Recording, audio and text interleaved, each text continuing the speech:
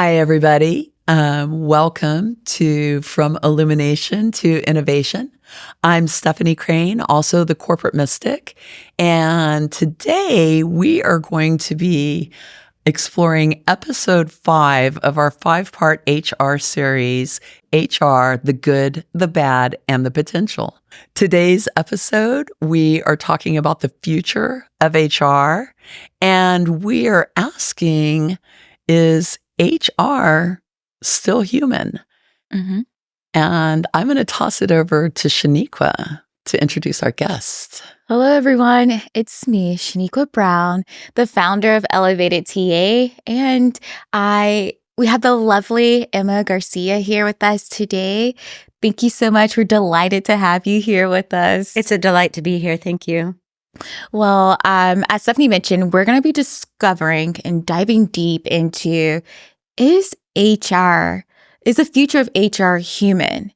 And I thought you'd be awesome for this episode when we met at Disrupt HR last year. And this is a theme here. I met a lot of great people at Disrupt HR last year. It was a great event. Shaniqua's been the master of bringing our guests on to this particular series. And I was just going through like the Rolodex of folks I met in my head. And I remember your presentation, AI ain't your mom. This ain't your mama's AI. I thought that was so fun, your presentation. And reading your LinkedIn posts, I saw that you had a lot to say about the future of AI, women in tech, your advocate for Gen Z. So to start, please tell us more about your journey in HR and what led you to focus on workforce innovation and transformation.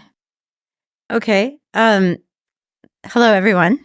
I'm delighted to be here. My name is Emma Garcia, and I am the Executive Director for Workforce Innovation at 𝐸, a small organization here in Austin that focuses primarily doing market research for utilities. And our mission is to challenge the status quo in energy. Mm-hmm. And I'm kind of all about anything that aims to challenge the status quo. I like that already. So in terms of HR, I think what drew me to this profession is just my love for people. Mm-hmm. So the kind of the running theme and common threads in my professional career have been, can I continue to learn? Uh-huh.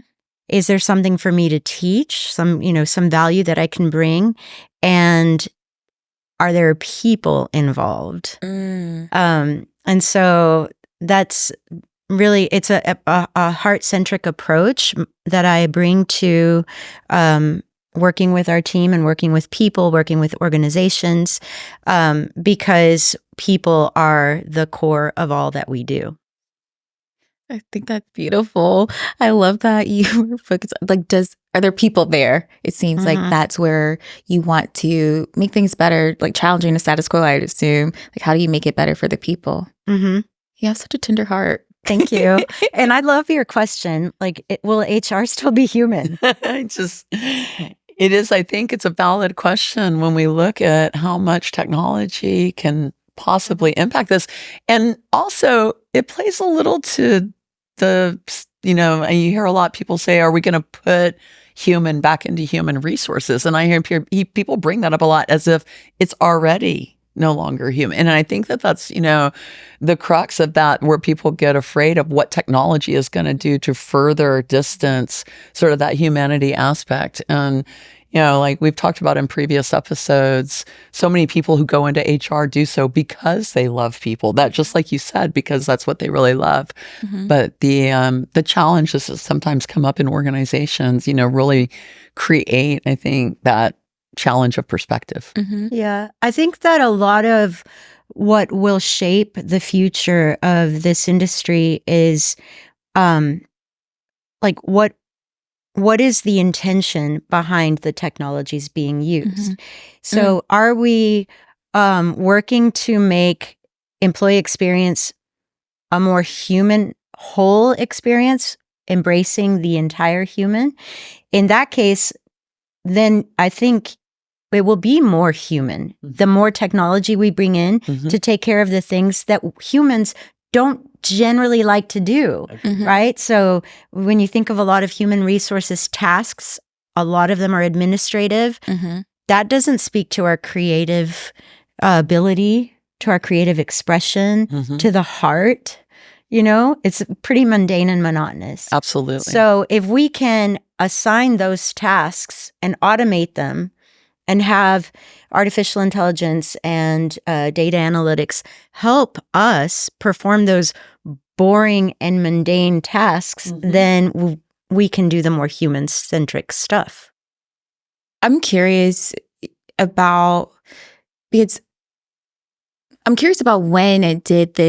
when was this question posed of like, when will we put the human back in HR? I'm curious, like, what's your opinion on when that came about, or when did we lose the sight of the human in HR?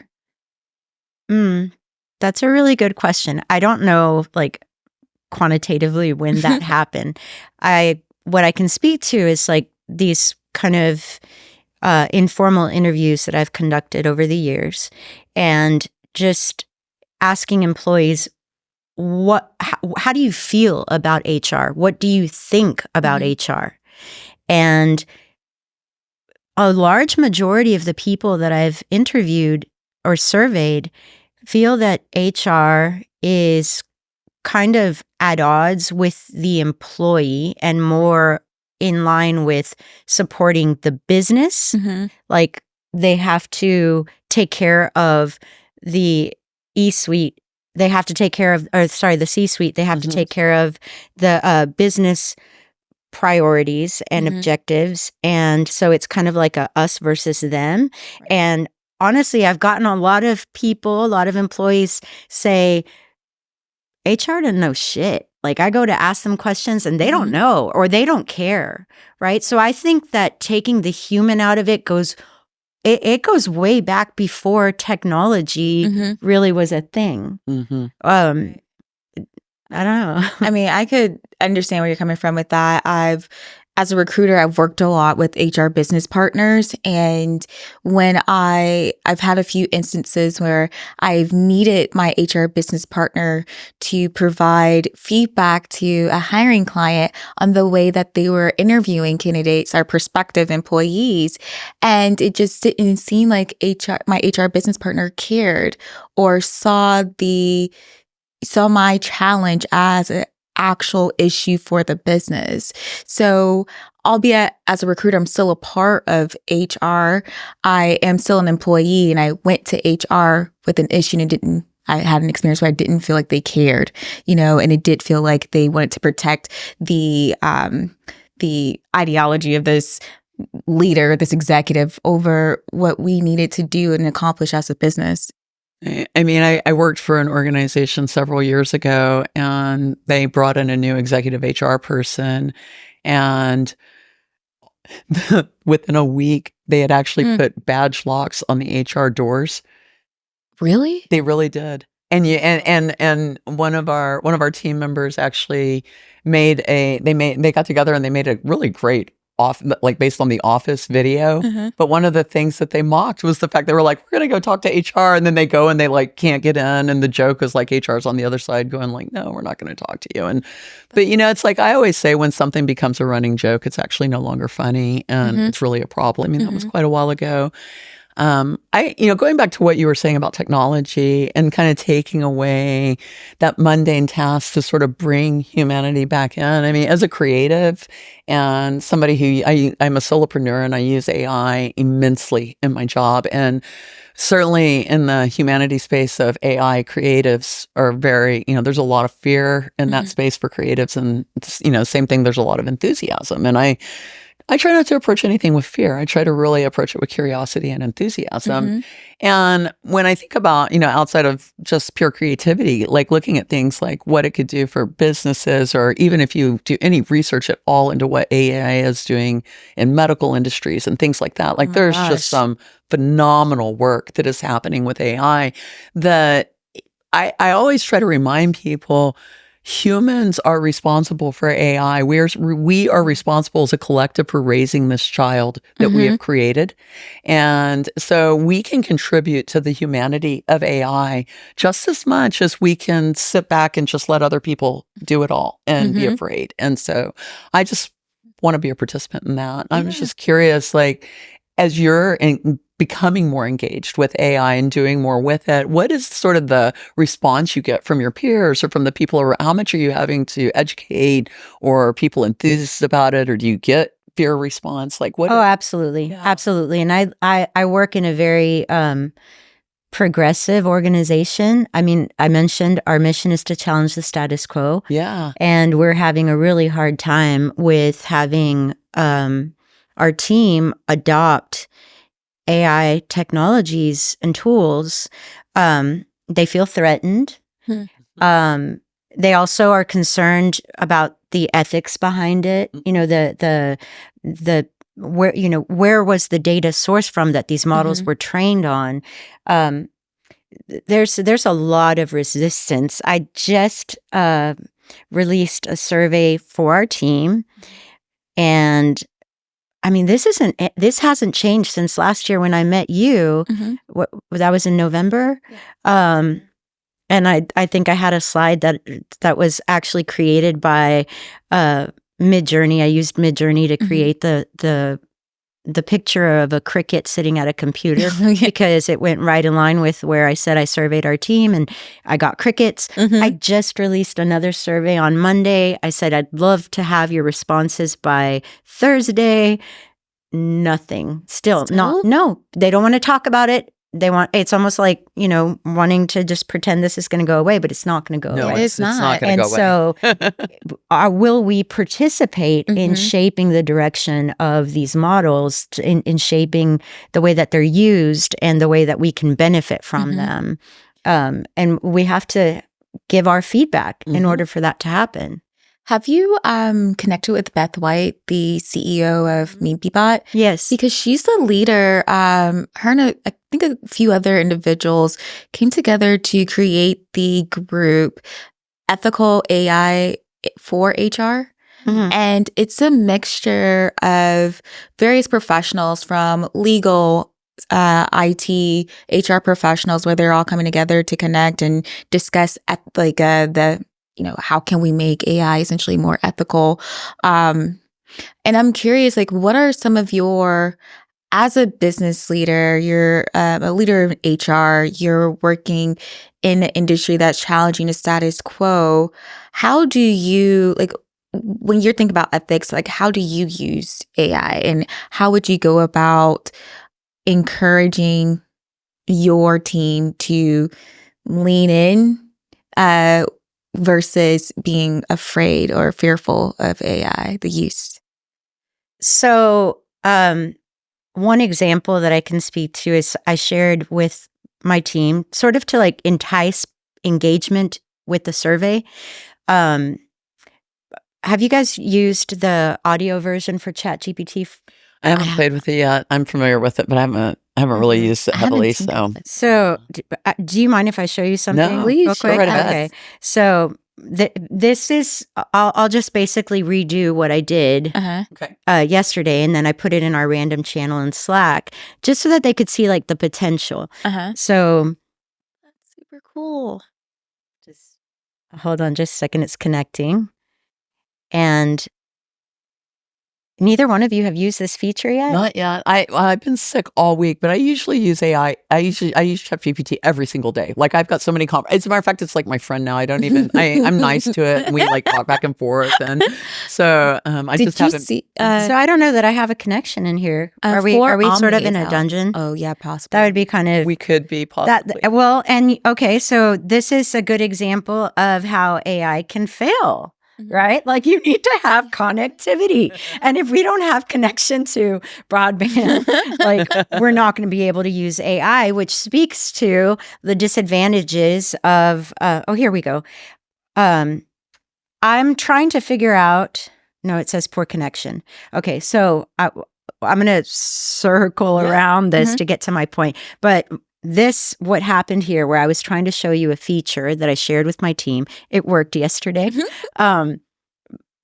This kind of mishap actually speaks to the point that we like to think of artificial intelligence as a tool that's going to democratize our ability to make money, to learn, to engage. But I mean, that's a really Pollyanna way to look at it. And I'd like to think that, yes, that is the potential. But first, we have to have equitable access to this technology, which doesn't exist right now. Did you see that? I think ChatGPT, I'm curious about this, whether or not ChatGPT for Omni, I heard that GPT-4 is going to be free, but then I'm curious about like what would be not accessible. Like you're saying, like, is this accessible to everyone equally? Right. So equitable. So, I mean, the first thing to access is, do you have internet in your home? And living in a rural community, I will tell you that is not always the case. Right. Period. You know, and it's a big problem in Texas. It's definitely improved since the pandemic, because there were a lot of like federal grants that went out to try to create it. Yeah, that's true. Not in my area. There are a lot of rural. We live in a black zone. I mean, it's a dead zone, like they call it a black hole, and we have very limited. Like, I can use the internet, but it's, you know, it goes down all the time. We have very limited service. So. Well, we're in the middle of downtown or central Austin, and we're not in a dungeon, and I couldn't get online. Yeah, right. So that's the first thing to address. Like, do you have internet? Do you have a phone? Do you have a computer? We can make the assumption that like it's a 21st century. Everyone has digital access, but that's not the case. The second thing is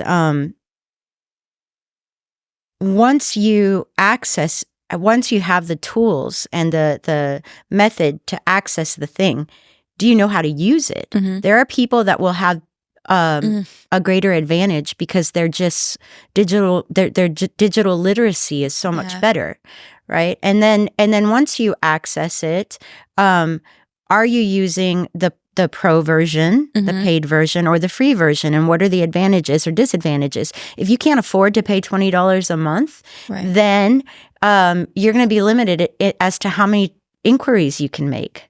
Right. So I think it's like 30 minutes if you're using the audio. Yeah. And what I was going to get to about how have I been, like, what kind of things have I done to try to alleviate some of the fear and entice our team to understand the value that generative AI can bring to their workflows? I was trying to remember who it was, like who was the CEO of Google back in 2003, and I couldn't remember his name. And it's Eric Schmidt. Eric Schmidt. Thank you.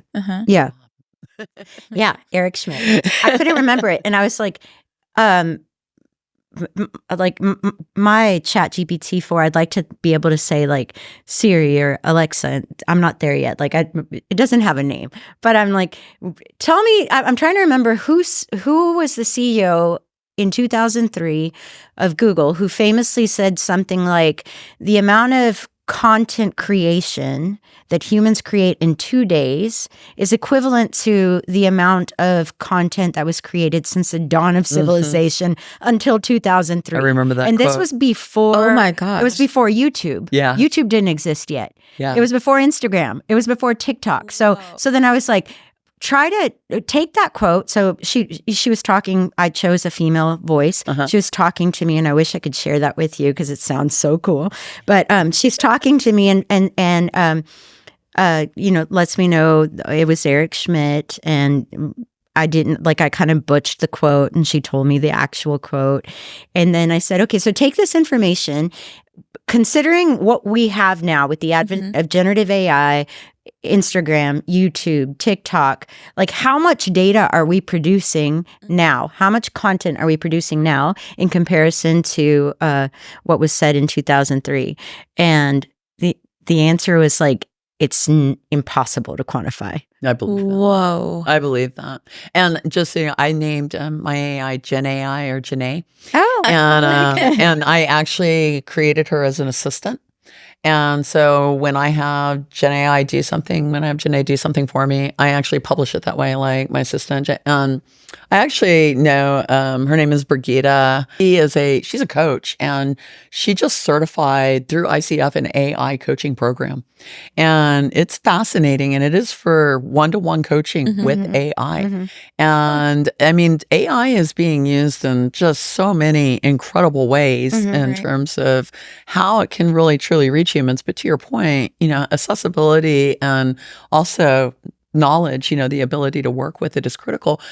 I always try to give people like really, my favorite thing to tell somebody to do is to go write their bio with AI. It's like, if you need a short bio, go take your long bio and drop it into ChatGPT and say, please shorten this. And they will be hooked forever. Forever, because they will get like this perfect 60-word bio that like they could do themselves. It'd take them 5 hours to get it just right. And it's just one of those things of like giving people sort of like these very useful, simple, tactical things that are going to immediately impact them, where they're not having to think too much about what they're doing. It's like, oh yeah, I do that all the time. And they see the result and they get that sort of a little bit of instant gratification, but they also see, wow, something that really, again, as a solopreneur, that's a real story where I was asked to provide a bio and I only had 10 minutes to get it over and I didn't have it. I took 2,000 words, dropped it into ChatGPT and got 75 perfect words back. I would also encourage, I mean, what you're referring to is just like play with the thing. Yeah, like, just playing with it. Use it. Come up with a recipe. These are the ingredients. Conversations with it. I asked. I do play. That's why I say it's like I actually feel like I have a relationship now with my ChatGPT. Right. Because I come on, I'm like, hey, friend. So I think we can all agree that our ability to use Google, like everyone uses Google, right? Google is a verb. Google it, right? It's become ubiquitous. Anytime you're in I had dinner last night and a friend of mine said something like, Ernest Hemingway died because a toothpick was lodged in his throat from his favorite drink, the martini. And I immediately was like, fact check. I'm pretty sure Hemingway was known for his love of rum, not martinis. And it was like I was believing everything until it got to the drink, right? The preference. I was like, I don't think that was Hemingway. And so we fact checked it right then. But what I would encourage people to do is, how about just practice instead of going on a Google search engine, whatever you want to ask the large language model, whether it's Gemini, Google's large language model, or ChatGPT, or Claude, or Mistral, or Perplexity. Use it just like you would use a search engine. And it's like a search engine on steroids, and in terms of like, when we're working with teams, in our teams, like it's like each one of us is coming to the table with 100 assistants. Yes, right? Absolutely. It feels that way. Yeah. I mean, it really does. 100 interns on our side to help us do our job. That's right. For just $20 a month. So it's really good. Well, even if you use the free version, it's amazing. Like you can take the free version. It's really true. I used the free. I only went to the paid version a few months ago, but I used the free version for over a year and did amazing work with it. I mean, produced so much. And you can use every one of the free versions. Yes, that's true. Right? So I'd be remiss if I didn't ask, like when you're looking ahead for HR, what are some of the trends that you're seeing with Gen Z in the workforce, with generative AI? What trends do you see and how can HR leaders prepare? Gen Zers are using generative AI a lot more. I think what I foresee happening in the workforce when it comes to Gen Z is a surge in gig work. They are very savvy and they know that they can do a lot with very few resources. And it's no longer this idea that like, I need to create my legacy working for this one company and retire with this one company. I mean, retirement is kind of a mess anyway, right? Yeah. So I feel like that has been true really since Gen X. Honestly, because pension plans started to go away in the late 80s and early 90s. So Gen X was the last generation to actually have that even awareness, and then they've completely like shifted over to the 401k and putting that retirement responsibility more towards the employee and less stability. And that pension plan and that relationship between the organization and the employee, that's what really allowed for those 25, 30-year careers that just but once those went away, I think organizations really, I know that they went away for a lot of positive, a lot of real reasons. But once they did go away, it started to also shift that loyalty connection between the employee and the organization. And that's just been continuing. I mean, now we see Gen Z where they're like, I need flexibility, I need time and space, and I've got all the resources I need, like I'll get the job done my way. And I think Gen Z is going to have a huge impact on the way our workforce functions, like moving forward. Yeah, I feel like that generation is just highlighting the one-sided nature of the employer-employee relationship. So I'm very excited. I'm interested to see how that shapes the types of employment opportunities that companies will offer. Will it be W-2? Will there be a mixture, or will we give prospective employees the opportunity to decide if they want to be W-2, 1099, or corp to corp instead of this is obviously a W-2 interview, So, so you mentioned that to be one of the trends that we are seeing. What are other trends that you're seeing within HR? other trends that I'm seeing within HR, I think there's a focus on embracing change and being prepared for change.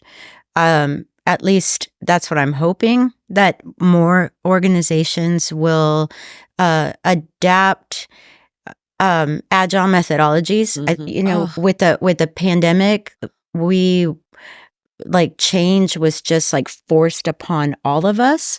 And so there's a focus on making sure that organizations are resilient. Just like we also work in smart cities, and smart cities have a huge focus on being resilient. Organizations are just like a microcosm of a city, right? And so are we tearing down silos and making collaboration and communication a focus?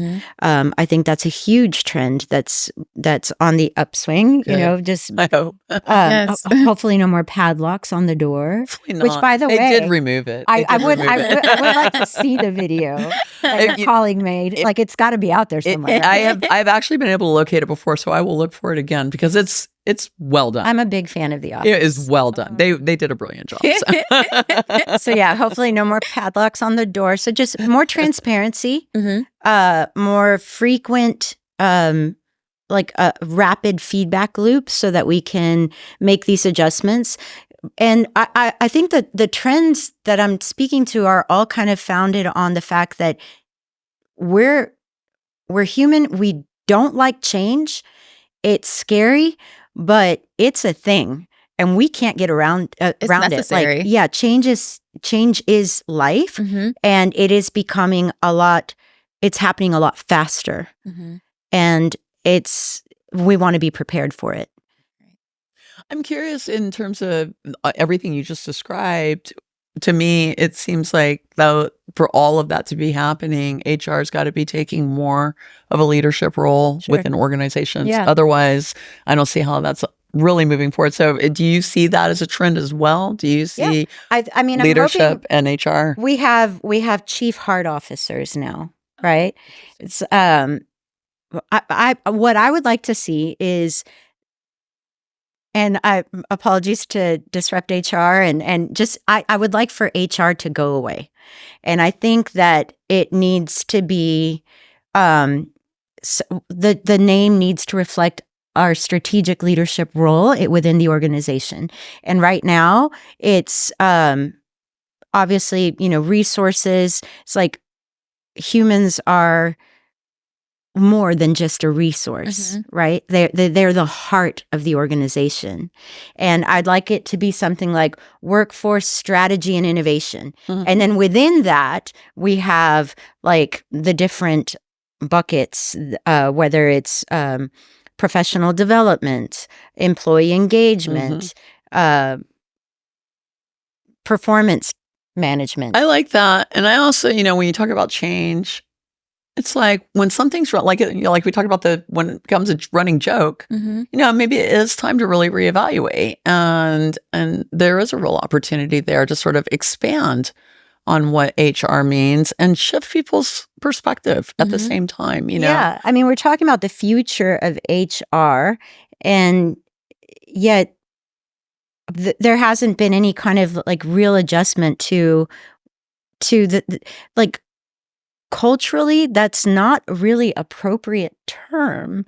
I don't know if I'm stepping on toes here. No, you're not. I'm actually very fascinated about this because when I worked at Meta, I was hiring for our workforce strategy team, and this team ensured that there was appropriate scheduling of the employees for this particular department. And I thought, oh, okay, workforce management team. And I thought, that's interesting. But when you mentioned rebranding HR to workforce innovation and solution or strategy, like that sounds more aligned with what HR is and what it does. So I'm really intrigued by Workforce that. Innovation Strategies and Humans. It's the WISH department. The WISH department. Sorry. We're going to make this happen. Like That this is is so going to be the interesting. catalyst for that change, which it really does need to happen.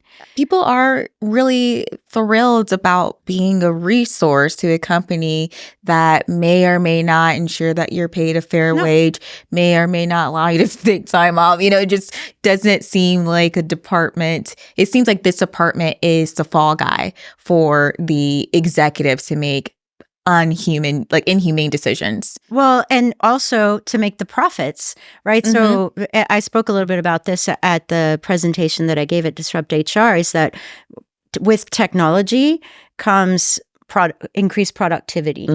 And that this is a good thing. But where the problem lies is that the increased productivity is creating a widening wealth gap, right? So all these technological advancements are profiting the organizations and those in the top tier. But when was the last time employees they're not getting raises?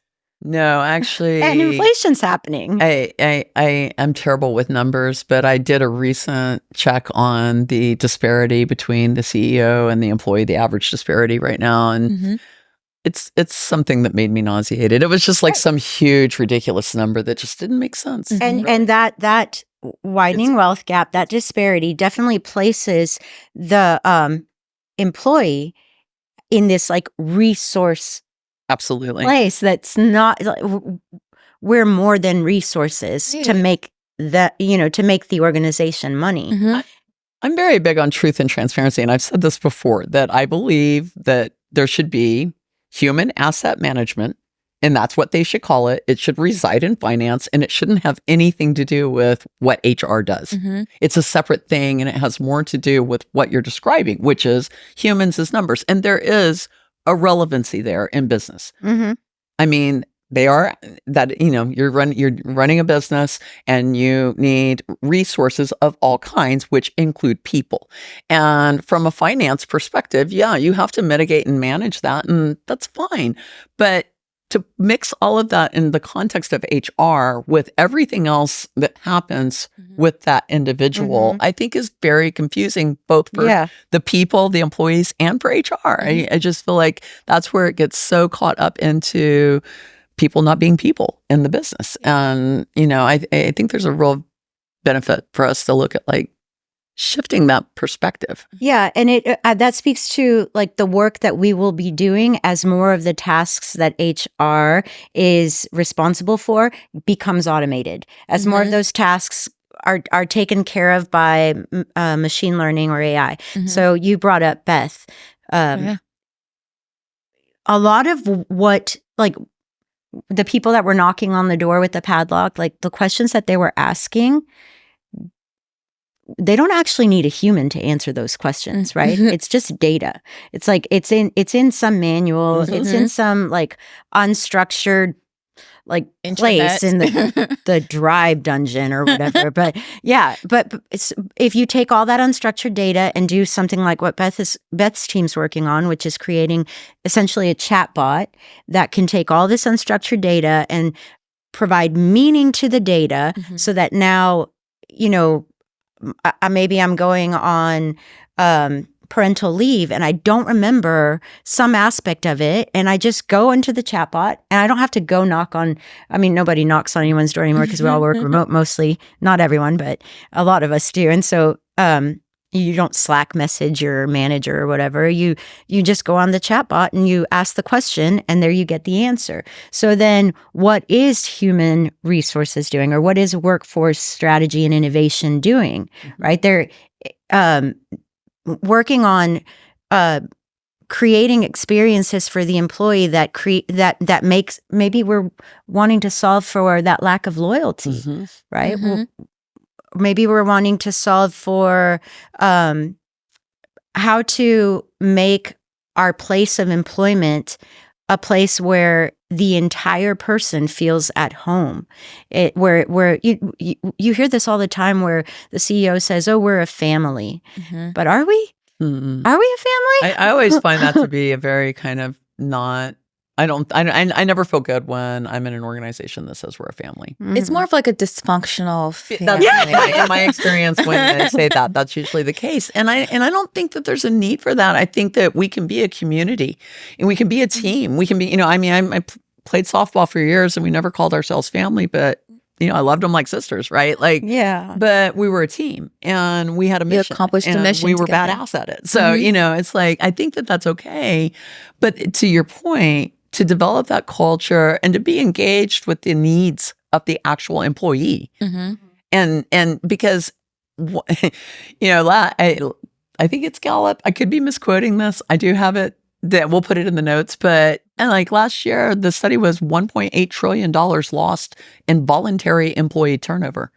And that is like, that's when that breaks down to like smaller organizations, it comes out to like $2.2 million annually a year for like an organization of 500 people.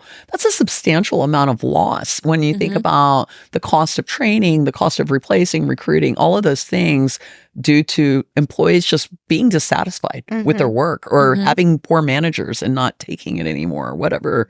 It's all voluntary turnover. And that can all be mitigated through attention and just nurturing an environment, you know, that allows employees to feel valued, frankly. I mean, that's really, most people leave places because they don't feel valued and they don't feel respected. And they can only take so much and then they move on. And Gen Z, LinkedIn did a survey, 87% of Gen Z said that they would leave an organization if they found another one that better aligned with their values. So that's only going to become more, you know. I think at least for myself, after the pandemic, I made career shifts that aligned more with my principles and core values. So I think that we're in an era of value alignment when it comes to employment versus what job would pay me the most. Because for me, at least, I realized that money wasn't going to make me happy. I was making the most money before I made the decision to leave the company. I was overworked. I didn't feel respected by my cross-functional partners. And then it was more. I was already overachieving my goal, and then it was more. So I realized I had to get off. So going back to, you know, is the future of HR human? What would be the takeaways, or what would be the takeaways that you would want to leave with the audience about the future of HR? Well, I brought my crystal ball. Ooh. Just kidding, I didn't. I thought we so. don't Stephanie has one. know. I have a crystal ball. I could have brought it. I'm sorry I didn't. And honestly, I feel like I should have prefaced. I wish you would have brought it. Actually, I almost brought a disco ball. Oh my god! Always bring a disco Like, ball. I was like, We are that audience. pretend it's a Always the bring thing a is- disco ball. yeah, I mean, it kind of feels like a party here anyway. bring a disco ball. We started off before we were recording. We were singing, so disco ball would have been fitting. But I think I should have prefaced this by saying I don't know what the future of HR is. I have like desires for how things should change. Yeah. I have ideas for how things may change. I had a conversation with someone at the conference last week. She was working with one of her clients on a 10-year strategic plan. And I was like, 10 years? I'm like, that's a long time. We cannot keep up with the rate of change, 10 with years? the pace of change right now. Like, maybe let's revisit how extensive we plan out for, because we have no idea what's going to happen next year, right? Like, it's going to be change. It's going to be different. I am a hopeful optimist. I'm also, careful. Like I'm not going to pretend that there aren't dangers ahead. Mm-hmm. But I also, I'm a person of faith. Like I have this, like, I think I was born with it, this like strong faith that humans are going to be okay.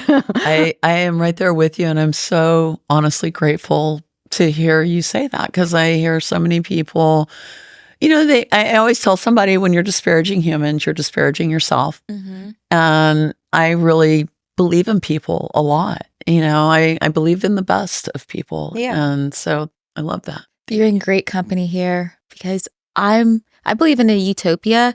I find it strange that we can imagine a dystopian future, but when someone mentions utopia, that will never happen. That's impossible. That's such It'll a never good happen. point. But we can imagine all the ways that we can ruin the planet and one another. Yeah. So you're in great company. I'm so happy we found. I have so much faith. We have this. Oh, we have faith. This gave me more faith. This is great. We have faith in the wish department impacting the organization. And I appreciate your honesty and it's something refreshing to hear you say you don't know what the future holds, but you're optimistic and have faith in the people who are running the business. So in HR and impacting business. So thank you, Emma. That's so, like, that gives me hope. I'm sure Stephanie too. I'm beaming. Well, Emma, you have been an amazing guest.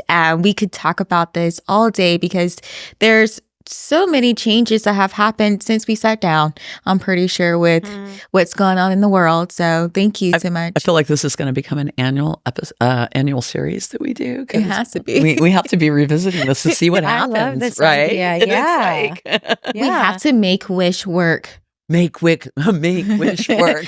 We can start a hashtag on LinkedIn. We can figure this out. Okay, let's do that. I love the idea of seriously, I love the idea of rebranding HR, removing the human resources and making it it's a true rebrand, making it something else. Because I think making it more active. Like it is what more you described active. was more active. It's Yeah. like, these are things, this is stuff that you're working with and what you're actually doing. And it just sounds more exciting. It sounds more exciting and it sounds more aligned with the rest of the business functions of the organization. Yeah. No one gives finance and accounting gripe about what they're doing because you know exactly what they're working on. You know what questions that you can go to them with, what they're like, how you would work cross-functionally with them. So the wish department seems active and So let's each leave here. You will talk to Janae. Yeah, I will. Mhm. And talk say, to Janae. Janae, we're working on a rebrand for human resources. The name just doesn't work. It just I cannot wait highlights to the ask. chasm between the elite and the employer as a worker and a resource. Mhm. So give me 10 potential names for the rebrands. It's that You can do the same thing. Actually, Janae named herself. She did. That's how I asked. I'm like, what are some great names for my AI companion? And that was one of the names, and I just liked it a lot. And so, but they gave me so many great names, like Sparky and like all these. Like Sparky so sounds like a and they 90s would dog. It was great because it would give me the name, and it'd be like, this would be great for a team doing this, and that. So it was like each name had like sort of a resonant purpose for like what you might be doing with it. So, really quick before we close, how can people find you or learn more about you, or can they find you on LinkedIn? Yeah, absolutely. Emma Garcia Purvis on LinkedIn. Yeah, that's probably the best way. It's not like I don't have a website or anything. Great. So. And they can you're also a public speaker as well. Mm-hmm. Oh, yes. So that was a commitment. I've always done public speaking, but it was a commitment that I made to myself to lean into that more because it's the number one phobia, public speaking, and I don't get scared about it. So then I was like, maybe I'm supposed to be doing this. I love that. You have both of you have a calming presence when it comes to it. This is actually me living out my fear so I can be a public speaker. So That's so impressive. What is this? 10 episodes in. Just every time we come and to record. She's a total pro. 10 episodes in, Yeah. and she's a total pro. But yeah, I'm so happy that you've leaned into your gifts, your natural gifts, so you can share them with myself and the rest of the HR community and here with our audience today. So thank you, Emma, for joining us. It means the world to me, to Stephanie, and to our audience. Thank you. Thanks, everybody, for listening. We're really glad you joined us. Join us again. We'll see you soon. And this is the end of our HR series. It's the wrap, but we're gonna do a little breakdown. So y'all can look forward to that as well. See you soon. Bye. Bye. Thanks for listening to our show. Show us your support by following us on your favorite podcast platform, Apple, Spotify, or wherever you listen. You can also find us on Castus at FromEllumination to Innovation.castus.com. If you love our show, share it with your friends and coworkers too. Let's all work together to help businesses vibrate higher.